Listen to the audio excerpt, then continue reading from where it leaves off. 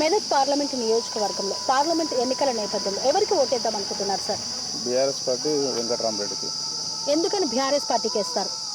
BRS పార్టీకి ఇంతకుముందు అభివృద్ధి చేసింది కదా ఈ 10 ఏళ్ళలో, అందుకే బీఆర్ఎస్ పార్టీకే వెంకటరామరెడ్డికి ఓటేస్తుంది.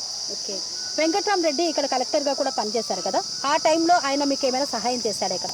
మాకనే కాదు, సిద్దిపేట డిస్టిక్ ఇంతకుముందు ఉమ్మడి మెదక్ జిల్లా కూడా ఆయన చేసిండు, ఎంతవరకు సాయం చేసిండు. పర్ఫెక్ట్ మంచి ఆఫీసరే. ఇప్పుడు కూడా మెదక్ పార్లమెంట్ అభ్యర్థి అయినా కూడా ఆయన ప్రజలకు స్వచ్ఛందంగా ఆయన సొంత పైసలతో కూడా ట్రస్ట్ పెట్టి కూడా పేద పిల్లలను ఆదుకుంటా చదివిస్తాను కూడా చెప్తుండు. 100% ఆయన చేస్తాడు కూడా. అంటే ఎక్కువగా అవినీతి చేశారని వింటున్నాం, అది నిజమేనా?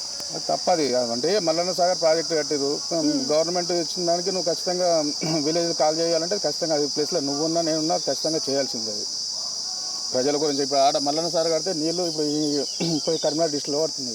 మొన్న ఇవన్నీ 100 ఎకరాలు ఎండిపోయేటి. ఇప్పుడు ఆ నీళ్ళ చుట్టూనే ఇప్పుడు ఇవన్నీ వరలన్నీ పారినాయి. మరి అంత కృషే కదా. సరే ఆడ 2-3 గ్రామాలు తిడుతుండొచ్చు, 100 గ్రామాలు అయితే మెచ్చుకుంటున్నాయి కదా. అంటే 2-3 గ్రామాలు అదేనా కానీ 100 గ్రామాలకు నీరు అందింది అంటారు. 100%. కేసీఆర్ ప్రభుత్వంలో చేసినటువంటి ఏమున్నాయి సార్? అసలు ఇక్కడ ఏం చేశారు కేసీఆర్ ప్రభుత్వం? ఎందుకు ఇక్కడ మాకు దుబ్బాకలో 100 పడకల హాస్పిటల్ కానీ, కేసీఆర్ స్కూల్ కానీ, రామచంద్రం మినీ ట్యాంక్ బండ్ కానీ చాలా పనులు చేసింది ఇక్కడ.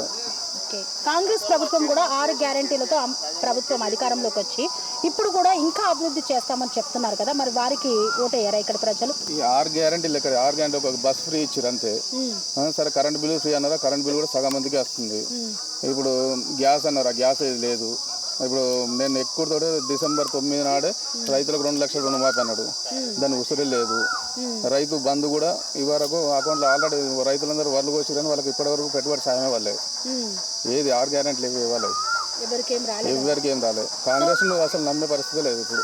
అంటే వెంకటరామరెడ్డి వస్తే మీకు అభివృద్ధి చేస్తాడని మీరు విశ్వసిస్తున్నారా? 100% విశ్వసిస్తున్నాం. 100% అభివృద్ధి చేస్తాడు ఆయన. ఆయన చేసిందే చెప్తాడు, చెప్పేదే చేస్తాడు. ఈ కల్లిబల్లి మాటలు చెప్పి ఇదంతా మోసం చేసే పరిస్థితి ఆయనకు లేదు. మెదక్ పార్లమెంటులో బీఆర్ఎస్ జెండా ఎగురుతుందంటారు? 100% మెదక్లో బీఆర్ఎస్ పార్టీ జెండానే ఎగురుతుంది. ఆయన ఏదో మోసం చేయడానికి రాలేదు. ఆయన ఉన్న పైసలను ఖర్చు పెట్టి పేదలకు పంచుదామని వస్తుండు. ఇదేదో పార్లమెంట్లో ఆయన గెలిచి నేనేదో సంపాదించుకుందామని రాలే ఆయనకు.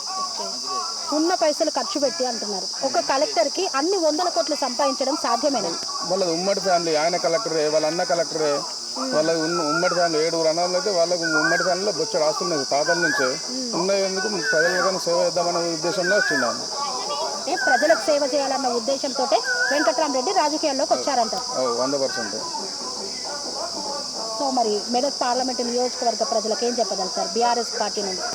బీఆర్ఎస్ పార్టీ నుండి ఖచ్చితంగా అందరూ కారు గుర్తుకే ఓటేస్తారు. ఖచ్చితంగా వెంకటరామరెడ్డి భారీ మెజార్టీతోటి మెదక్ పార్లమెంటు స్థానం నుంచి గెలుపుతాడు.